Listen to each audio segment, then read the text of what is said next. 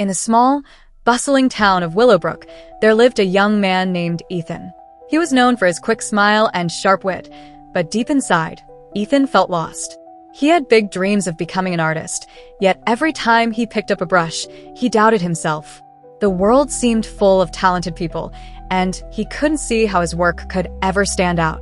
Ethan worked at a local hardware store to make ends meet, but every evening, he would sit by his window, sketching quietly. He filled notebook after notebook with ideas, but he never showed them to anyone. One summer evening, while Ethan was sketching by the river, an elderly man approached him.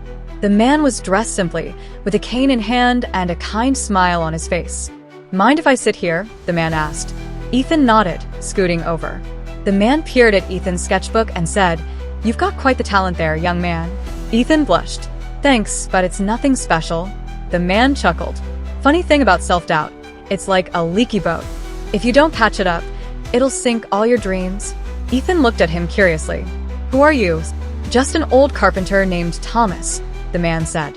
"But once upon a time, I was a boy just like you, full of dreams and doubts." Intrigued, Ethan asked, "What happened?" Thomas leaned back, gazing at the sunset. "When I was your age, I wanted to build grand furniture. I had designs in my head that I thought could rival the masters. But every time I tried, I felt like my work wasn't good enough. One day, my mentor said, 'Thomas, perfection is a myth. Progress is what matters. Every mistake is a lesson, and every lesson makes you stronger.'" He smiled at Ethan. "So I started small. I built a chair, then a table, then another. Each one was a little better than the last. And you know what? After a few years, I had built not just furniture, but a life I was proud of." Ethan felt a flicker of hope. "But what if I fail?" Thomas patted his shoulder. "Failure is just a detour, not a dead end. The only real failure is giving up." That night, Ethan decided to take a leap of faith. He entered a local art competition. He spent weeks working on a painting that captured his struggles and dreams, a vivid portrayal of a lone tree standing tall against a stormy sky. When the day of the competition arrived, Ethan was nervous but determined. To his surprise, his painting won second place. More than the prize, what mattered was the recognition. People praised his work, and for the first time, Ethan felt seen. Over the years, Ethan kept painting. He faced setbacks, harsh criticism, and moments of doubt, but he remembered Thomas's words.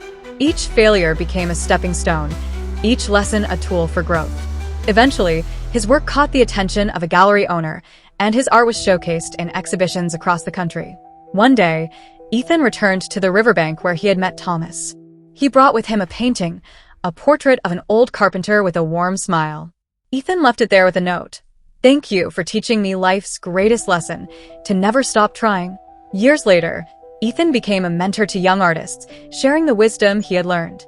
His journey from self-doubt to triumph inspired countless others, proving that with persistence, courage, and a willingness to grow, anyone can turn their dreams into reality.